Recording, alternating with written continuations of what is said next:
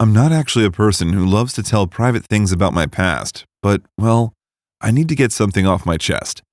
I am 32 now, and I like to think I'm pretty well off.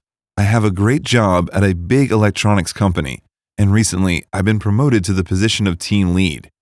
I have a wonderful wife whom I love very much, and we are expecting our first child. She's only 2 months pregnant, but I already painted and furnished the baby room. We are so excited, and I just want to say that my life is perfect at the time. But it wasn't always like this. I was born in a bad part of town. I won't tell you where, but it was known for its level of poverty. I mean, all I ever heard while I was growing up were gunshots, screaming, windows being broke, and things of that caliber. Me and my parents didn't really have anything in common. I mean, I was home alone almost all of the time. Even when I was a baby, my parents would go out, do their business, and I guess I was just lucky I survived. I didn't even have a baby crib. They would leave me on the bed, and we all know how dangerous that is for a baby. My mom did drugs. I'm not proud of it, but I'm trying to be as honest as I can in this story. And she did the hard stuff. I won't say what it is, but you get the idea. Her teeth were falling out. Her hair was thinning, and she barely ate. My dad, well, he was in the same boat, but he was also selling drugs. And the little money he would have after spending almost all of it on alcohol and God knows what, he would buy me my baby food. One day, when I was about 8, me and my mom were walking home.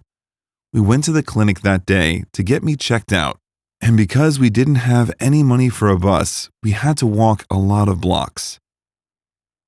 "Come on, move it. I got stuff to do, you know," my mom would tell me. I was a little kid. I think she expected me to run. Anyway, we continued walking, and it was obvious that she was getting angrier and angrier.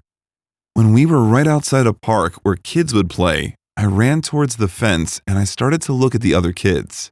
They were looking like they had so much fun. Some were playing soccer, others were skipping rope, but I never knew what that felt like. I never played with any kids.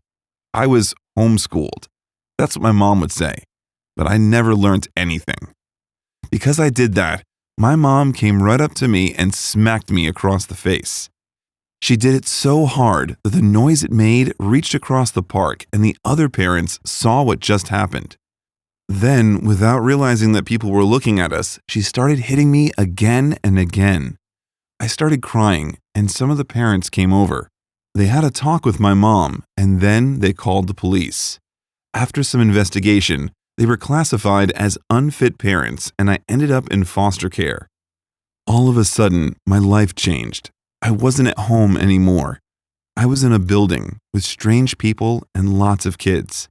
I had no idea what was going on. A lady came up to me and told me that this would be my new home. "You were bad. That's why your parents were acting the way they did. You deserve a hell of a lot worse, but I don't break the rules, unfortunately," the woman told me. I had no idea what she said and what she meant. I was deafened by the sound of screaming children, punching each other, crying, and throwing stuff around. Thank God I wasn't there for long. Soon, I was called to the office, and there I saw 2 people who seemed pretty nice. "Hello?" I said, while looking at the ground. "Don't be shy. Come closer and have a seat. Come meet your new foster parents," the man in charge said. I did just that and took a seat next to those people. After some paperwork, I ended up going home with them. The man, named Mark, was an electronics engineer. He would often work with some kind of chips, then program them with the help of his computer and show me cool stuff. He also gave me a miniature action figure of Captain America, which he had designed especially for me. I always kept it close to me. The woman was a homemaker and would cook amazing pot roast. They seemed to be respectable people who treated me nicely. They even enrolled me in school. I had no idea what a school was, and I started from a lower grade. I was the oldest one in my class, but it was okay.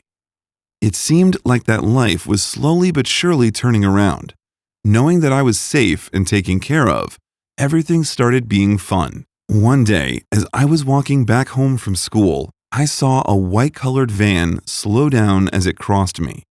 I didn't give it much of a thought and kept walking. A couple of minutes went by, and suddenly, someone pressed their hand across my mouth. And then, it was all darkness. I tried to scream as I was pulled into the van. Someone punched me so hard that I passed out. As I opened my eyes, I saw that I was in some sort of dimly lit warehouse. There were two people in front of me. Both of them were masked. From what I could make out, one of them was a woman. They were discussing something amongst themselves. "Please, let me go. I'm just a kid," I pleaded. The woman angrily rushed towards me, probably wanting to hit me. The man held her hand and stopped her. They then brought out their phone and started recording my video. I kept on crying and shouting for me to be freed. They then switched off the lights and left the room. There I was, a 10-year-old kid, all alone in a pitch-dark room. I kept banging on the door, but it seemed like no one could hear me. I was so scared and passed out soon. I was woken up by the noise of police sirens. As the door of the room opened, I saw Betty. She had tears all over her face as she hugged me. What I saw next shocked me to the core. The police had handcuffed the people who abducted me. They were my real mom and dad. Apparently, they had done all this to extort money from my new parents. Later that night, at the dinner table, I thanked Mark and Betty for saving my life, but I was visibly confused. Betty asked me what was bothering me. How did the police track me so quickly? On hearing this, Mark smiled and pointed towards my Captain America figure. Mark told me that before handing over the figure to me, he had placed one of his microchips inside of it. It had some sort of live tracker which was directly linked to Mark's laptop. I didn't understand much of it at that time, but since then, I always dreamt of becoming an electronics engineer like Mark.